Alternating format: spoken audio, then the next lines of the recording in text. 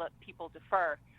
But if you were there in Boston and picked up your number and decided not to run and didn't start on the starting line, they allowed you to defer to the next year. Fortunately, I already had another qualifying race for the next year, so I decided to run it. It was my slowest time ever, but I just wanted to experience Boston. I had finally made it, qualified. I think I walked much of the second half, but my goal was to just finish, get that medal, and not have to seek medical attention. So when I came back the next year, that was 2013. That wound up being the bombing. Even though, thankfully, I had a great race. I went there, set out to do what I wanted to do. I think I ran a low 3:30, thankfully, because, my parents had been standing right there on the sideline, feet from the second bombing, for 4 hours. So thankfully, they had just cleared the area. I originally then was like, okay, good. I finally had a great Boston. I'm good. And then the bombing happened, and it was just like, no, I need to come back. So now it's been like every year, and now since I got 8 straight, and I'll be 9 next year. You got to do 10 at least. Well, I was going to say, now it's like 10, right? Because once you get to 10, then I think you automatically get in as long as you hit your qualifying time. So we'll see once I hit 10 if I keep going or not. But now the goal is 10. So fortunately, I'm in for 9, and I just have to. I'm actually hoping for Chicago. I'm hoping to PR, but the second goal is at least qualify for Boston to have that 10th year. And so you've had some pretty crazy experiences weather-wise as well, in addition to the event of 2013, where 2017 it was torrential downpour and freezing rain, right? Oh, my goodness. That'll be one I'll never forget.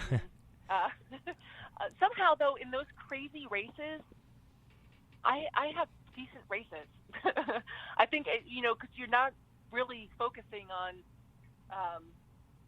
how bad you hurt, how it's like just get to the finish line. I mean, I think that was the most ridiculous race I've ever run. If you had to pick, would it be the extreme heat or the opposite end of the spectrum? Oh, I am not a heat runner. Give me cold and wet. Cold and wet? I mean, I'd rather not have wet, but give me cold. That's what I always say. Is like, I can be cold or I can be wet, but when you put them together, I'm out. Like, I got 10 minutes in me. That's about it. Yeah, it was not. But like I said, somehow I pulled out a decent race. But yeah, definitely not the heat. I am not that runner, even back in high school. Yeah, and it was, at first getting on the buses, it was like, oh, here we go. I'm going to be wet all day. And then shortly after we started, the clouds parted, and then it was like, oh, the humidity is still here. And people were just blowing by me. And once you get over Heartbreak Hill, I saw there's just people laying in the street, like, getting medical attention. It's like, I guess you didn't adjust your plan once the sun came out.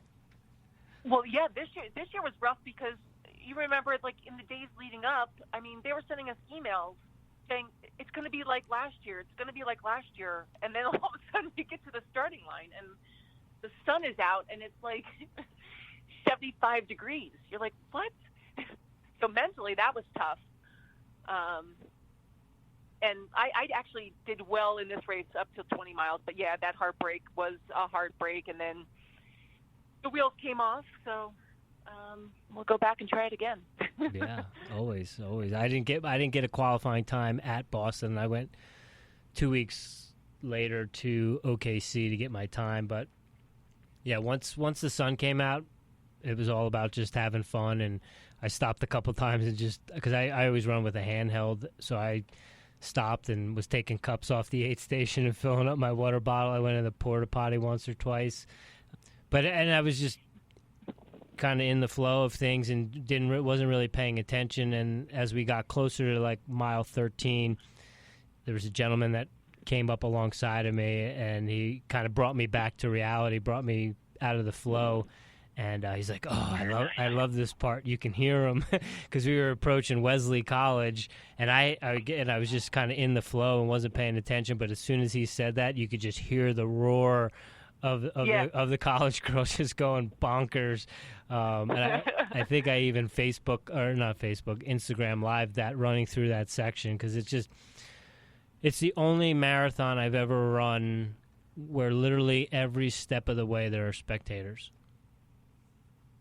Oh, it is so fun. I mean, even just, because I went to college at Boston University, it's a huge party day. I mean, you've got the Red Sox in town playing a team. It's always a home. It's Patriots Day, so a lot of people. It's a holiday in the Northeast, and a lot of people have off from work. So it is an annual party. Would you say that Boston is your favorite marathon that you've done? It's definitely the most special. But I think in each that I've done, there's been something. But yeah, Boston to me, as you mentioned before, very special place in my heart. I went to college there. It's a town where I grew up. Met a lot of my lifelong friends. So yeah, to me right now, it's actually a good excuse to get back every year, to have this Boston Marathon on the schedule. But I love New York. I did that once in 2010, and that's still my PR race. So even though people, before I ran that, were like, people don't PR here, don't, but it's still 9 years later my PR race. So still gunning to beat that PR. Aging like a fine wine, kid. What's that? Aging like a fine wine. Oh yeah. How does the spectators compare in New York to Boston? Oh, I think it's well, like you mentioned, in Boston, it's pretty much every step of the way. There's just a few parts where you're on bridges and stuff where you can't. And obviously, New York is very much a good spectator marathon as well. There's several people deep, especially, as you move closer and closer to the finish line, for sure. And of the majors outside of the United States, which one interests you the most, or the one you would want to do first? I think first, I want to do Tokyo or Berlin. I think more so I want to end in London, because that also is a place that I spent 4 months. I did a study abroad program there too. So that's right. Boston and London are pretty special to me. You got to do Tokyo so you can go to Tokyo Disney. Well, yeah, that's on the list too. That'll be knock another park off the list. When is Tokyo? I think that's a fall marathon. No, Tokyo is March, maybe. Okay. Berlin is a fall marathon, and London is usually like a week or two after Boston. Yeah. Are you familiar with Mike Wardian? Yeah. I mean, not totally schooled in it, but yeah, for sure. Have you followed him when he's done the 7 marathons in 7 continents in 7 days? Incredible. I don't know how that's done. Would you do it? As I've stated before, I never say never, but I can't imagine doing that. Same with a 100-miler? Yeah. I don't know how you do that. Actually, I've never gone past a marathon, so. All right, so we'll start with a 50K. I was going to say, yeah. Though I did, when I did marathons, when I did that first marathon in Boston, I had not ever even done a half marathon, so who knows? And what was your longest, so a half marathon was the furthest you went leading into that first experience? No, I'd never even done a half marathon before I did that marathon. Oh, you just sent it. I just went. A friend of mine, that first one, she had run in years prior, but didn't have a qualifying time for that year. And she's like, "Hey, you just want to run it with me?" So I was like, "Sure." So I would say that I trained. I mean, not like I trained today. I obviously kicked up my mileage and stuff, but I didn't do speed work or anything like that. So I mean, I definitely had some time on the legs, but nothing like I train now. But yeah, I think maybe I think I did when I was in high school a 2-hour run, and I think that was a 14-mile run, but it wasn't like a race, Right. Probably a 10K. It's the longest race I did before that. We got into the career of being a producer and running and being an athlete. The question I have for you is, do you have a ritual in the morning when you wake up? Do you have a certain practice that you do on the reg, or is it different from day to day? It is different day to day, depending, again, what's on the training schedule, what's on top at work.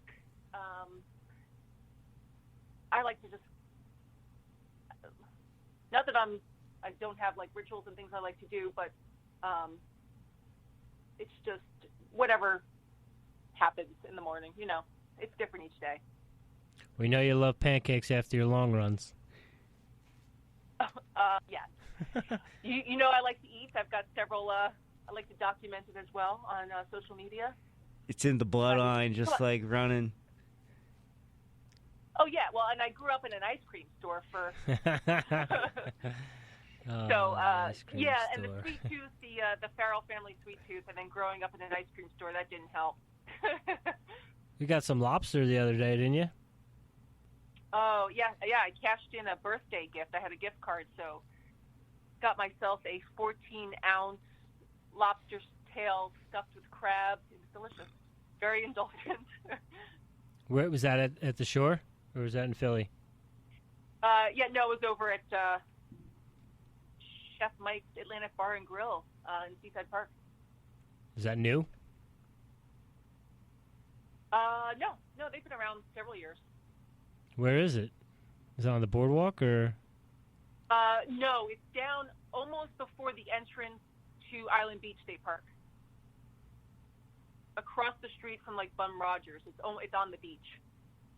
Oh, it used to be. Was that the Lighthouse? What was that called? Oh, yeah.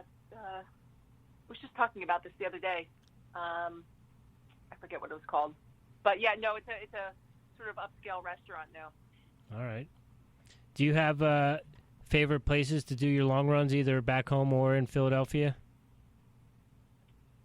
Do you go run on the Wissahickon? Yeah, you know what? And it all depends on if I'm running by myself or with a group. Here in Philadelphia, when I'm by myself, I pretty much stick to the river, running around the Schuylkill, that lap you came to know and love. Yeah. Oh yeah. But there's also several hills I like to work here. Lemon Hill, up there you were talking about Fairmount Park, Belmont Plateau. I even run the Ben Franklin Bridge to get some hill work in. And then back in Jersey,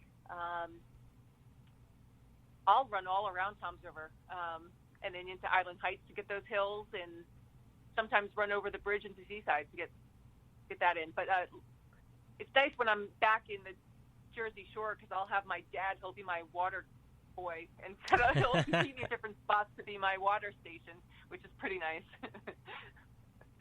Yeah, it's always good to have a water boy. Yeah. And he's happy to do it.